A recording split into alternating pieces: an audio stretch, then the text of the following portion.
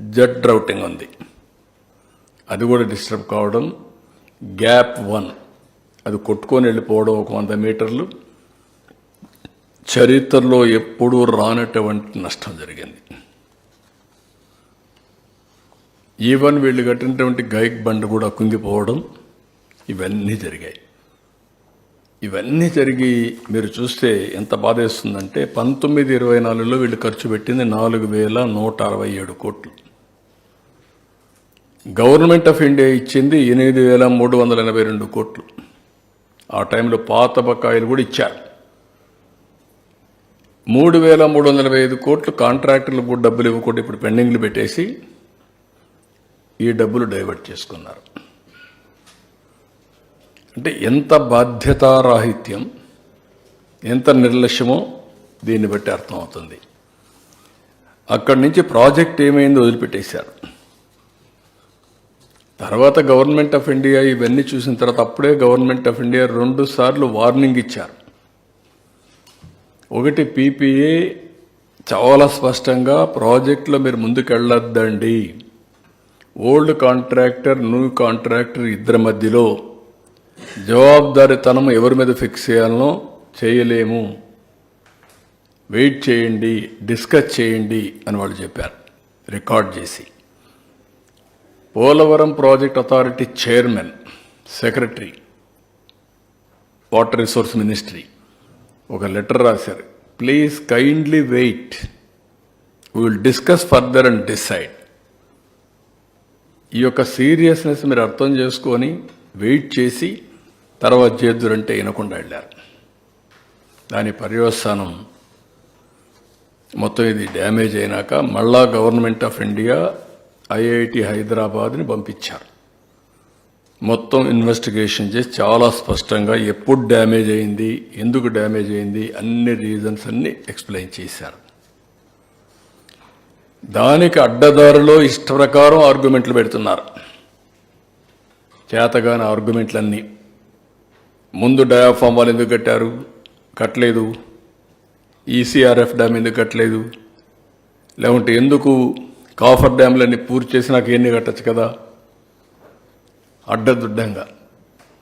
ఆ రోజు CWC, government of India, government of Andhra Pradesh engineers అందరూ కూర్చొని ఇవన్నీ కూడా ఈ సీజన్ లోపల పూర్తి చేసుకుంటే నెక్స్ట్ సీజన్కి మిగిలిన పనులు పూర్తి అయిపోయి ప్రాజెక్టు త్వరితగతిన అవుతుందని పెడితే, మీరు చేసిన తప్పుని కప్పిపుచ్చుకోవడానికి ఇష్టానుసారంగా తప్పుడు సమాచారం ఇచ్చి ఇష్టానుసారంగా ముందుకు పోయే పరిస్థితికి వచ్చారు. ఇప్పుడు వీళ్ళు చేసిన ఈ తప్పుడు పనులన్నిటి వల్ల 227 అంటే 6 ఏళ్ళు వెనక్కి వెళ్ళిపోయాం. అదే మరిగా ఇప్పుడు 41.15 ఫేజ్ 1, ఫేజ్ 2 45.72. ప్రాజెక్ట్ నిర్మాణంలో ఇది ఉండదు, కానీ వాటర్ ఇంపౌండ్ చేయడంలో 41.15కే కంప్లీట్ చేయాల్సి వస్తుంది. మొత్తం డిపిఆర్ 2కి ఆ రోజు ఇచ్చిన అనుమతి 55,548 కోట్లు.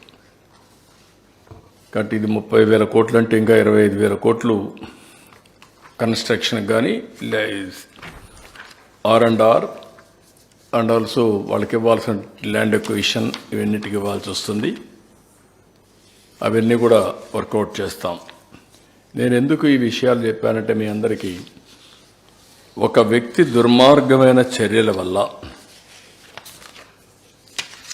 అవగాహన లోపం వల్ల ఈ ప్రజాస్వామ్యంలో ఒక్కొక్కసారి ప్రజలిచ్చిన మద్దతు కానీ మ్యాండేట్ మిస్యూజ్ వల్ల జాతికి ఎంత నష్టం జరుగుతుందో ఇది ఒక ఉదాహరణ. ఈరోజు మళ్ళీ కేంద్రంలో ఎన్డీఏ వచ్చింది. మళ్ళా ఇక్కడ ప్రజలు ఒక హిస్టారిక్ మ్యాండేట్ ఇచ్చారు. దీంతో కేంద్రంలో కూడా మనకు పనులు అవకాశం వచ్చింది. వాళ్ళు కూడా, ఎందుకంటే మేము ఎన్డీఏ, బీజేపీ, తెలుగుదేశం, జనసేన ముగ్గురం కలిసి పోటీ చేశాం. ముగ్గురం కలిసి ఈ రాష్ట్రాన్ని మళ్ళీ పునర్నిర్మాణం చేస్తామని, రీకన్స్ట్రక్షన్ చేస్తామని స్పష్టమైన హామీ ఇచ్చాం. ఆ హామీ ఫలితమే ఏదైతే పెండింగ్లో ఉండే ఈ ప్రాజెక్ట్ని చాలా తొందరలో. If you can see timing also. నేను ఫస్ట్ టైం పోయినప్పుడు చాలా స్పష్టంగా ఎక్స్ప్లెయిన్ చేశాను. 2 సార్లు ప్రధానమంత్రిని కలిశాను, 2 సార్లు వాటర్ రిసోర్స్ మినిస్టర్ని కలిశాను, 3 సార్లు నేను ఫైనాన్స్ మినిస్టర్ని కలిశాను. మొత్తం ఎక్స్ప్లెయిన్ చేశాను. మంత్రులు వెళ్ళారు, మా డిపార్ట్మెంట్ వెళ్ళారు, అందరూ కలిసి మాట్లాడారు. దాని పర్యవసానం ఈరోజు మళ్ళీ పోలవరాన్ని ట్రాక్లో పెట్టగలిగాం. ఇప్పుడు ఒక ఆశ,